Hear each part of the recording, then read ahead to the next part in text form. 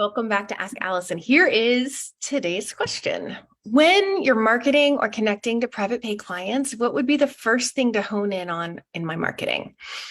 So first, I want to thank TherapyNotes for sponsoring Ask Allison. They are the #1 rated electronic health record system available today with live telephone support 7 days a week. It's clear why TherapyNotes is rated 4.9 out of 5 stars on Trustpilot and has a 5-star rating on Google. TherapyNotes makes billing, scheduling, note-taking, and telehealth incredibly easy. And now for all you prescribers out there, they are introducing ePrescribe. If you're coming from another EHR, TherapyNotes makes the transition incredibly easy, importing your demographic data free of charge so you can get going right away. Find out what more than 100,000 mental health professionals already know and try TherapyNotes for 2 months absolutely free. Just click on the promo code and put in abundant at therapynotes.com. All right, so what one thing is going to make it most effective for private pay clients to come to you? The answer is communicating your niche with precision. I said that without precision. Communicating your niche with precision.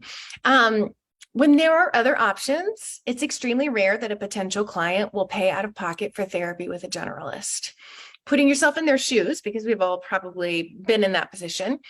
Let's say you're struggling with panic attacks.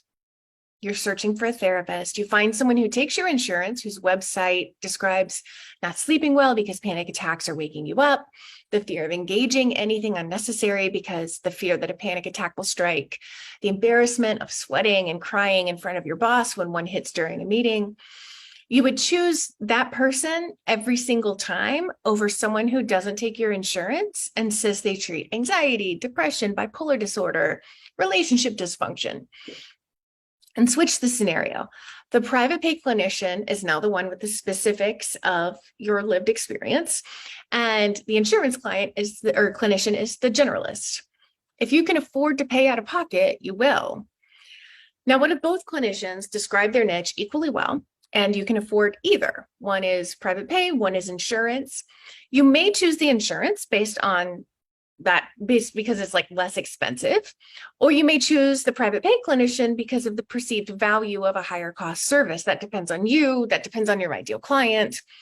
But the insurance-based clinician will probably get full faster and refer out.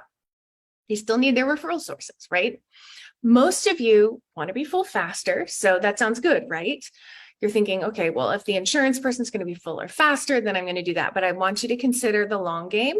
If you take insurance, I want you to take insurance because you want to take insurance, not because you feel like you need it for your business. In my city, the most common insurance reimbursement is about $100.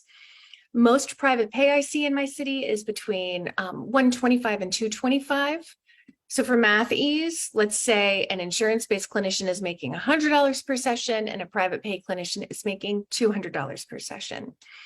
The private pay clinician only has to be half full to be making what the insurance-based clinician is making at max capacity. So if you're following marketing best practices, you're going to be full whether you take insurance or whether you're private pay. Private pay may take a bit longer to get full, but that doesn't mean you're making less along the way. But I'm getting off track. So marketing your private pay practice, it requires precision with your niche. You need a website. Networking is going to pay off in spades over years and years. But the other marketing strategies you choose depend on you. So if you love writing blog, if you want to connect quickly and are willing to be comfortable on video, sometimes it takes some time to get comfortable on video. If you're willing to do it, do some video. If you love social media, build a following. If public speaking is your jam, get out there. But make sure whatever you choose is super niched, like whichever marketing you choose, you're only talking to this one niche. And you talk about that daily lived experience of your ideal client from a unique perspective. Don't let that unique perspective thing mess you up. It doesn't have to be like a whole new theoretical orientation. It just has to be in your voice. Your voice is already unique. Don't let it feel corporate or vague or like anyone else in the mental health space could have created it.